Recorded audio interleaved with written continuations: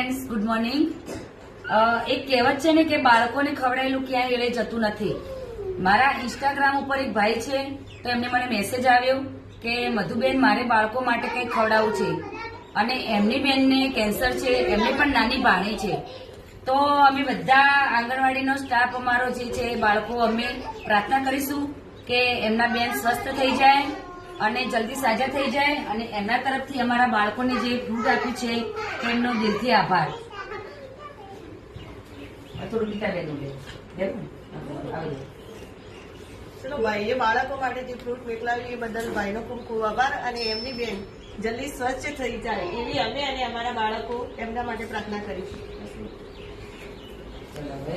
ahora es la stop જ નહીં થતું છે.